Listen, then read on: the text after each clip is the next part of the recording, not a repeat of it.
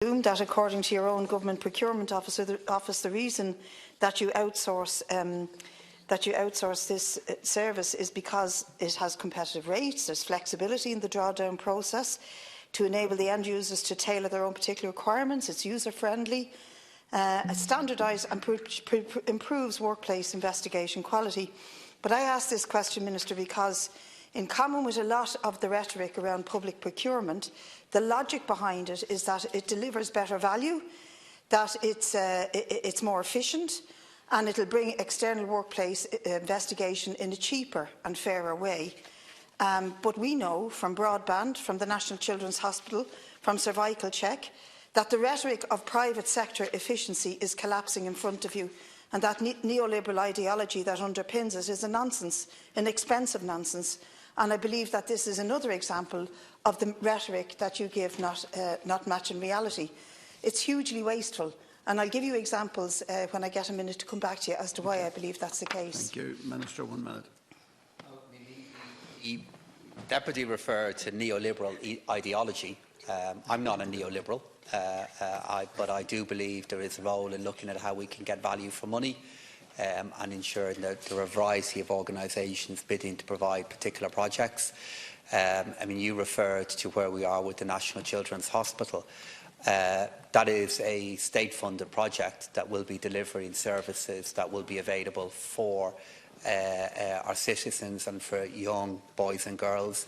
I would have thought that is the kind of essence of a public service you'd like to see improved, despite, I acknowledge, the great difficulties that we have had in the latter part of that process.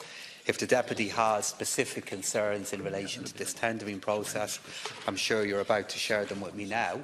But we do have many examples of public services, of public transport, of roads, of primary care centres and the schools that are really well delivered via the private sector through a tendering process. And maybe the Deputy is suggesting that the government and the public sector automatically go ahead and build every project itself without any tendering process. I don't believe that's any more likely to lead to value for money than the kind of processes I think by and large do work for us. Deputy Smith, 1 minute. Existing HR capabilities within each department, and it is a role of the public service to provide HR in each department. And indeed we have the WRC, which provides a HR facility. But the reason I'm concerned is that I'm aware of the firms involved, and you named them, and I'm aware of one of them which says to its customer, i.e. the department or the government, we guarantee satisfaction for employers. What does that say to workers? That satisfaction is guaranteed for employers, but not for workers from a firm who are supposed to be providing human resources. There is one case I'm aware of, and the investigation is being conducted for the last 3 years. The suspension of the staff involved has cost millions of euro, and other staff are feeling very aggrieved at that the process is being dragged out, and the individuals concerned, it's like having run your claw along my gut because it is not being brought to a conclusion by these very efficient, competitive, outsourced HR companies that you are about to re-engage. This is not very encouraging for workers in the public sector. Anybody undergoing an investigation or a possible dismissal is very much in dismay about this. And I want to know, do you intend to continue with this sort of an arrangement? And what oversight on the costing are you doing to ascertain that it is in any way efficient or the best way forward for the public sector and human resources?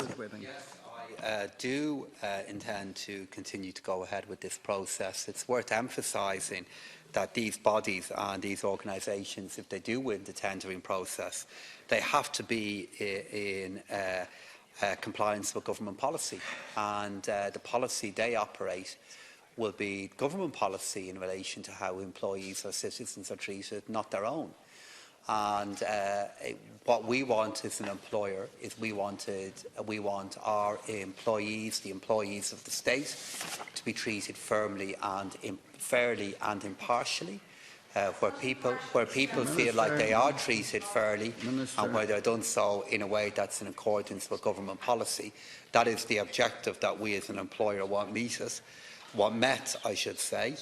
And every time I hear the Deputy talk about employers, like, I get a sense that you think that employers are always pitched in battle with their employees and trying to get maximum advantage from them. We, as an employer, want to treat people who work for us well, and the companies that are employed in doing this will have to implement government policy. 30 seconds to introduce his question.